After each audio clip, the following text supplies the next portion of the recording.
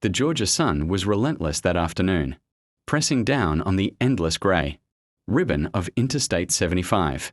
Sarah Thompson gripped the steering wheel of her old Honda Civic as white steam poured from under the hood. The car coughed, shuddered, and died. She managed to pull over to the shoulder just in time, before the engine gave its final sigh. The heat was punishing, the air heavy with exhaust and asphalt. Sarah, 28, a single mother and nurse at Grady Hospital, sat frozen for a moment, staring at the dashboard like it might offer an answer. Her son Tommy, 6 years old, sat in the back seat wearing his Little League uniform, his eyes welling up.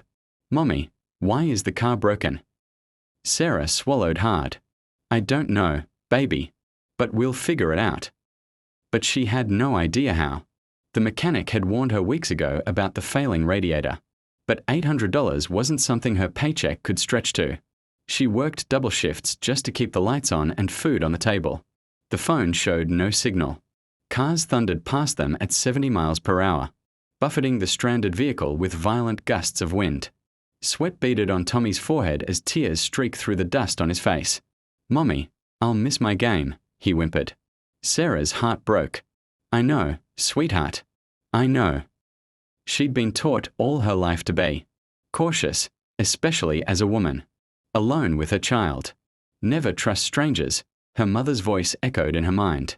"Some people take advantage when you're vulnerable." And then, a pickup truck slowed down. Sarah's pulse spiked. The truck pulled over a few yards ahead, its hazard lights flashing. A tall black man in work clothes stepped out and walked toward her car. Sarah's fingers hovered over the door lock. He called out gently, stopping a few feet away. "Looks like you're having some car trouble. My name's Marcus. I'm a mechanic. Mind if I take a look?" His tone was calm, kind, professional, but Sarah's upbringing screamed caution. She hesitated. Marcus must have sensed it. He took a respectful step back. "I get it. You don't know me. Here." He pulled a business card from his pocket and held it up. "You can call my shop, Johnson's Auto Repair. Ask about me if you want. I just don't like seeing a mom and her kids stranded in this heat." Something in his voice, sincerity, maybe, made Sarah pause. She rolled her window down a few inches and took the card. Marcus Johnson, certified master mechanic. From the back seat, Tommy's small voice piped up. "Can you fix our car, mister? I have a baseball game." Marcus smiled. "Let's see what we can do, buddy." Sarah unlocked the hood. He moved with quiet confidence. Tools in hand, checking hoses, listening, diagnosing. Within minutes, he found the problem. "Radiator hose burst," he said. "You've lost your coolant. The part's cheap, about $20.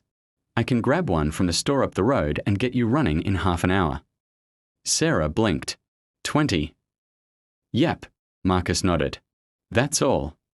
As he drove off, Sarah sat back in the car, shame and confusion mixing inside her. Why had she assumed the worst? Why did his kindness make her nervous? Her mother's voice still whispered, "Be careful," but another voice, quieter yet stronger, said, "He's just helping." 20 minutes later, Marcus returned with a hose and a gallon of coolant. The repair took less than 10 minutes. His hands worked deftly, explaining everything as he went. When Sarah, still guarded, asked, "How do I know you're not overcharging me?" Marcus simply smiled and held up the old clamp. "See that? It's loose. Call any mechanic. They'll tell you the same. Parts were $22. I don't charge for labor." Sarah felt a lump rise in her throat. "I'm sorry," she said softly. "I didn't mean to sound." "No offense taken," he interrupted kindly. "Trust has to be earned."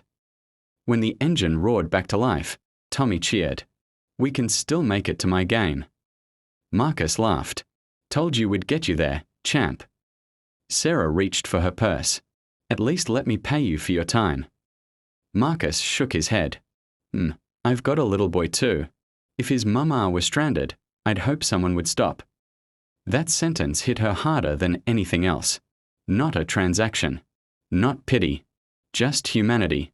As they drove away, Sarah glanced in the rearview mirror, watching Marcus's truck shrink into the distance. Something inside her shifted. A quiet recognition that her fears had less to do with safety and more to do with everything she'd been taught to fear.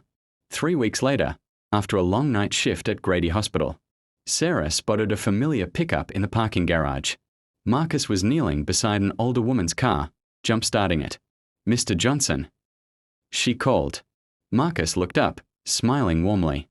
"Miss Thompson. Hey there. How's Tommy? Did he make it to that game?" "He did," she said, grinning. "They won. He hit the game-winning run." "I knew he had it in him," Marcus said, tightening a cable. Sarah realized he was helping Mrs. Rodriguez, one of the hospital custodians. The woman barely spoke English, yet Marcus chatted with her in simple Spanish, making her laugh through the frustration. "How do you know her?" Sarah asked. "She's from my neighborhood," Marcus replied. "Her son brings their cars to me. She watches my boy sometimes when I work late." Sarah felt a wave of humility wash over her. He wasn't just fixing cars. He was building community, quietly, kindly. Across lines she'd spent her life believing couldn't be crossed. When Mrs. Rodriguez tried to pay him, Marcus waved it off. "Neighbors help neighbors," he said simply. Sarah watched him, her heart full. This was the man she'd once been afraid of. "Mr. Johnson," she said, "would you like to get coffee sometime? Just to say thank you properly." Marcus hesitated, studying her face. "You don't owe me anything, none."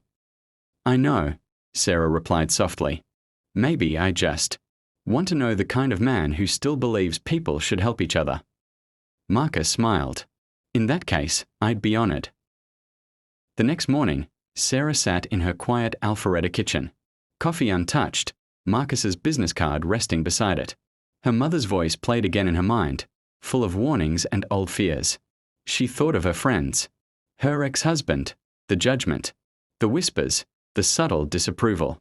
"Mommy," Tommy said from across the table, clutching his baseball trophy, "are we going to see the nice man again?" Sarah looked at him, her innocent, open-hearted little boy, and smiled. "Maybe, sweetheart. Maybe we are."